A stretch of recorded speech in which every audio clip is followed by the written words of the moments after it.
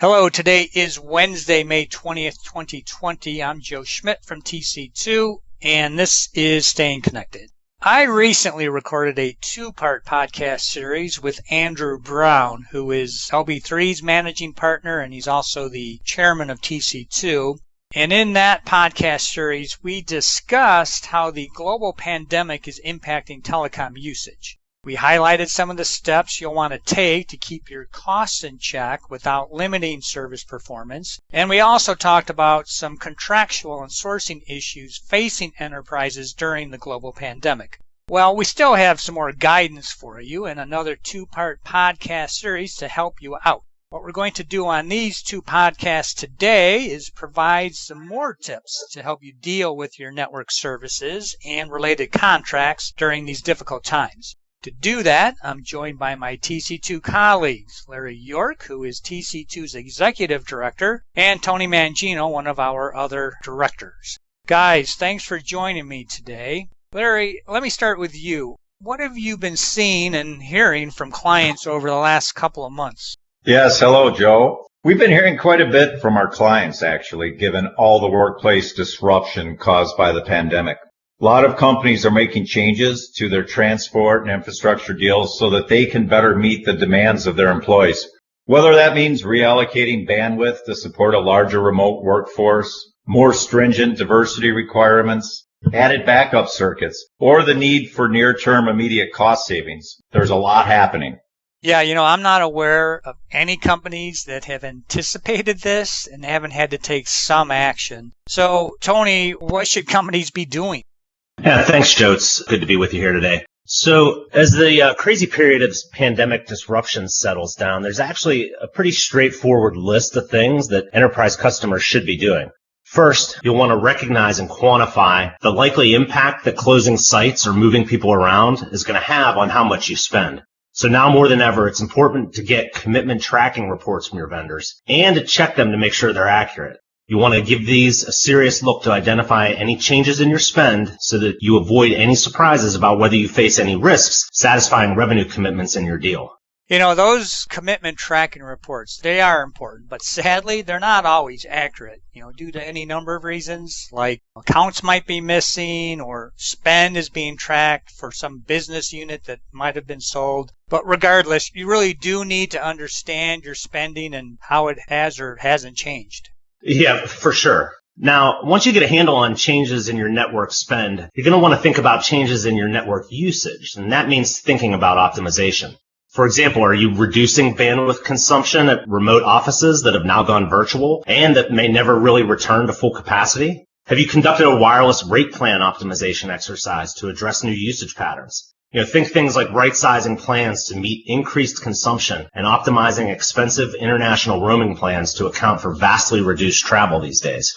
Another thing that caught a lot of companies off guard, I think, was how to give entire workforces, not just the traditional remote or nomadic workers, the ability to reliably and securely access corporate applications and tools hosted in the cloud. Now that continuity of most business operations has been mostly achieved, we're seeing an opportunity here at TC2 to leverage and build on the experiences of the last few months to really accelerate transformational and lasting technology change. For example, I really expect that we'll see even more aggressive adoption of application-aware SD-WAN solutions that are transport agnostic as that new network edge, so to speak, is the home office with residential broadband and 4 and 5G wireless. I think the pandemic has revealed that understanding all of that you just said, it's really critical when developing a long-term strategy for the kind of network transformation we've been working on with so many of our clients over the years. And yet, Larry, there are critical actions that businesses have to take in the short term, aren't there? Yes, Joe, that's very true. Companies have to be implementing changes quickly to address the immediate needs of the network and infrastructure changes. But you have to do that very carefully with an eye toward the long-term impact of making short-term mistakes. Companies need to be aware that suppliers may include changes in amendments that take away your flexibility and leverage over the terms of your agreement. So what do you mean when you say suppliers might take away flexibility and leverage over the term of your agreement? It's a great question, Joe. Enterprises need to understand the difference between can't and won't. Let me say that again. Can't and won't when negotiating with vendors. Implementing immediate changes to your agreements through directed negotiations to get through the current crisis without using the market competitive leverage RFPs create robs companies of needed information to understand what's possible in the market. Having the real-time market data and knowing whether your supplier can't support your required changes because no one else in the market does, or won't support your requested changes because it doesn't have to in the absence of competitive threat, that is a path to a successful outcome. It's so important that companies don't lose the leverage and the benefits that were earned during their last RFP or competitive look into the market. Yeah, I hear what you're saying. Companies, they need to be making quick changes. And frankly, there's just not time to issue an RFP and do a full-scale procurement. That's right, Joe. Typically, there's no substitute for an RFP. And RFPs are the right thing to do to get an accurate view into the market and produce market-leading deals. But RFPs are only effective if you have the time. And right now, many companies need to make those changes without the time. So they have to use alternative ways to get similar information that they can take into directed negotiations right now. Going in blind without the data is just a recipe for disaster and making mistakes that are extraordinarily difficult to fix down the road.